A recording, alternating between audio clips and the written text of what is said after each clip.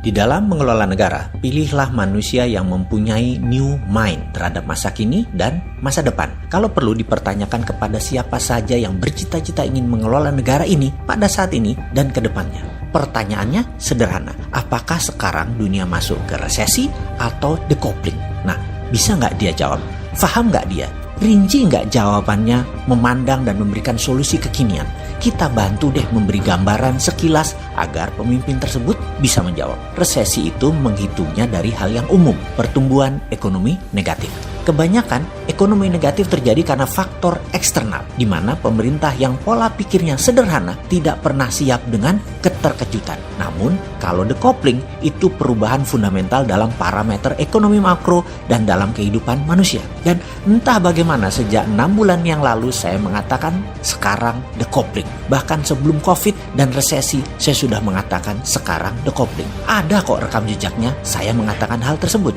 Karena pendapat bahwa dunia decoupling atau bahasa sederhananya adalah keterputusan dengan masa lalu, maka kelolaan organisasi harus berubah. Untuk hal ini, sejak 1 tahun yang lalu organisasi kami sudah bergeser ke arah digital secara murni, yang mana semua dibangun sejak 2018. Efek decoupling, tambah COVID, tambah resesi, tambah perang Tiongkok Amerika, ini seru, ini peluang. Sebelum kita bahas peluang, kita bahas lebih dalam tentang decoupling. Saat ini ada 20% pekerjaan jenis baru yang 10 tahun yang lalu tidak ada. Misalnya profesi Chief Content Creator, jenis pekerjaan digital marketing. Itu macam-macam profesi yang 10 tahun yang lalu belum ada. Lah sosmed juga belum ada kok 10 tahun yang lalu. Masih belum semasif sekarang. Sungguh banyak profesi yang baru muncul bahkan di 3 tahun ini, misalnya yang namanya graphics designer. Dulu kerjanya hanya di dunia percetakan, dunia media. Mendadak dunia cetakan berkurang jauh, bergeserlah mereka ke sosial media. Kebutuhan mendadak meningkat menjadi 1000% setiap tahunnya sejak 3 tahun terakhir ini. Profesinya ada sejak lama, namun mendadak menjadi kebutuhan utama. Itu siapa yang kira? Di masa depan, di tahun 2030 ke sana, diperkirakan ada 60% bidang usaha dan profesi baru yang saat ini belum ada modelnya. Belum tahu apa itu barangnya. Sehingga profesi dan bidang yang saat ini ada, 10 tahun ke depan, 60%-nya bisa hilang atau less needed, kurang dibutuhkan. Semua ini karena kehadiran digital yang terus merubah bentuk ekonomi, sosial, dan budaya sebuah negara dan dunia. Bank akan jadi digital, di mana profesi teller hilang dalam 5 tahun ke depan. Cabang bank akan tutup besar-besaran dalam 5 tahun ke depan. Banking berubah, dunia funding berubah, dunia lending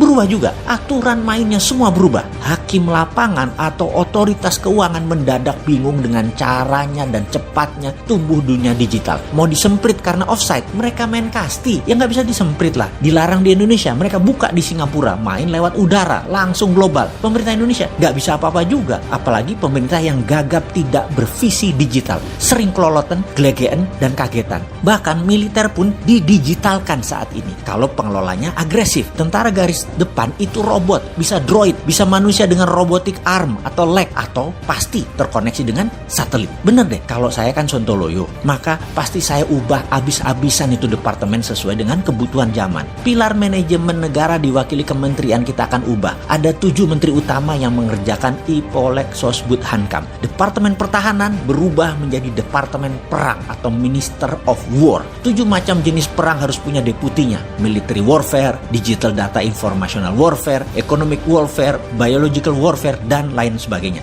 Juga untuk Indonesia mendapatkan pemimpin terbaik, juga rapih tata kelola negaranya. Akan ada lagi yang namanya Dewan Pertimbangan Agung atau DPA. DPA adalah wakil dari para pemangku adat, ulama, dan trah Kasultanan, Keraton Nusantara. Kemudian juga akan hadir lagi fraksi TNI, Polri, dan ASN masuk DPR kembali, di mana suara di Komisi TNI, Polri, dan ASN masing-masing 5%. Semua wakil rakyat dari TNI, Polri, dan ASN adalah pejabat yang masih aktif yang bisa dipergilirkan setiap 1, 2, 3 tahun tergantung pimpinan mereka. Dalam pemilihan presiden, suara rakyat adalah 80%, suara DPR 10%, suara DPD DPA 5%, suara MPR 5%. DPR, MPR, DPA menyetujui GBHN garis besar haluan negara 100 tahun Indonesia, di mana setiap pemerintahan yang menjabat harus mempunyai cara untuk mencapai target tersebut atau nation interest tersebut. Misalnya, GBHN Indonesia Emas 100 tahun merdeka, yaitu di tahun 2045, yaitu 25 tahun dari sekarang. Indonesia memiliki kekuatan pendidikan nomor 3 besar, ekonomi nomor 2 besar dunia, teknologi 3 besar dunia, sistem kesehatan 3 besar dunia, kendali pangan nomor 1 terbesar di dunia, pertahanan keamanan nomor 3 terbesar di dunia, kendali informasi nomor 3 besar dunia, kendali sistem keuangan 3 besar dunia, kendali energi terbarukan dan baterai nomor 1 di dunia. Lalu dalam 75 tahun kemudian, hingga tahun 2120, Indonesia kendalikan sepertiga dunia secara pengaruh di bidang budaya, kesenian, keuangan, teknologi, kesehatan, informasi, dan menjadi pemimpin dalam mengeksplor kehidupan manusia di Mars. Mars menjadi the next frontier, di mana mineral tambang adalah sumber yang dapat membuat bumi menjadi bertahan dalam jangka panjang. Jarak 8 bulan saat ini perjalanan dari bumi ke Mars hanya 3 hari dalam teknologi yang dipimpin Indonesia di tahun 2120. Saat itu tambang mineral Mars mayoritasnya adalah milik Indonesia. Ini sontoloyo kan otaknya? Ya begitulah kalau mau menang bernegaranya. Jangan menarget yang tanggung-tanggung. Masa mimpi aja nggak berani? Emang mimpi dibaserin?